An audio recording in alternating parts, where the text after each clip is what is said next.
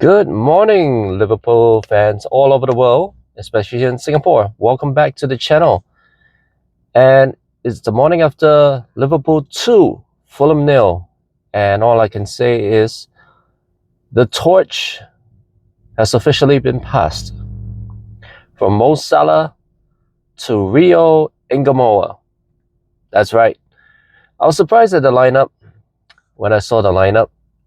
And I saw that neither Isak nor Ekitike was in the starting lineup. And everybody's thinking, this is Arne Slot, typical Arne Slot, yada, yada, yada.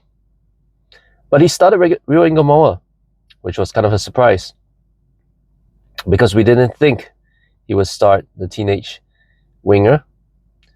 But from the opening whistle, we saw the quality of Rio Ngumoha, and Rio proved why he is the future of Liverpool with a stunning first goal. The way he did all the step overs, did his shimmy. You saw his celebration, right? Swimming like a shark. He was like a shark. And he stepped to his right. Wonderful color into the goal. 1-0. I think a few minutes later, he assisted, so be it, albeit assisted, and crossed the ball. Cody Gakpo kind of like helped it on his way. Salah, first shot, first touch, shot it, goal, 2-0. And it stayed that way for the rest of the game.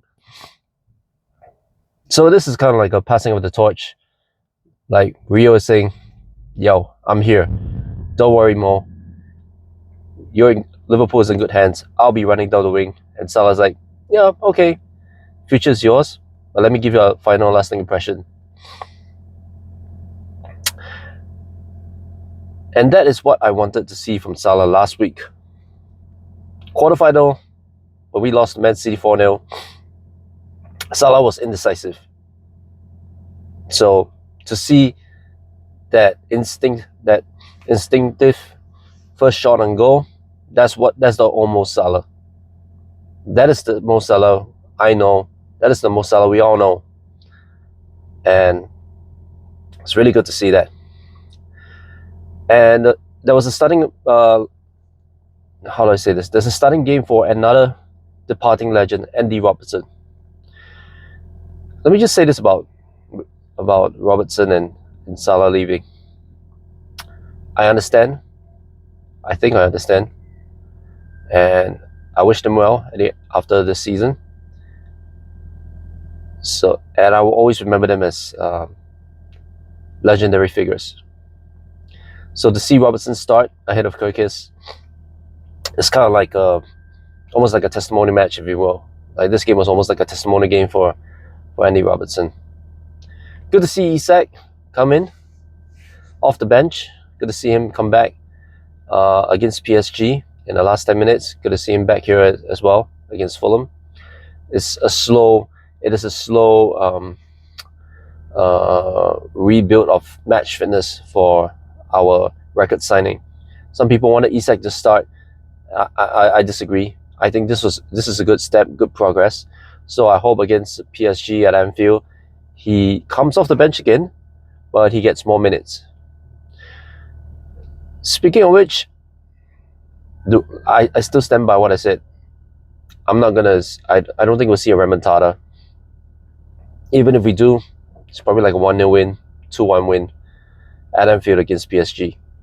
I think PSG has too much quality to not go through. If they do not go through, if Liverpool goes through, it's a really miracle. And then I'll just hold my hands up. That's all I gotta say. Now, I'm just gonna address the other piece of action last night. The big shock, if you will. Bournemouth beating Arsenal 2-1 at the Emirates. Now, as you all know, I'm a subscriber to AFTV and DR Sports.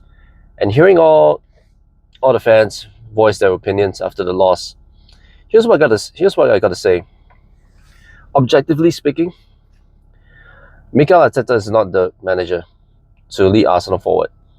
If Arsenal do not win the league, then the whole blame goes to Arteta, not the squad, because Arteta has the squad. I've said this before. Arteta, Arsenal, they have the deepest and most consistently high quality squad.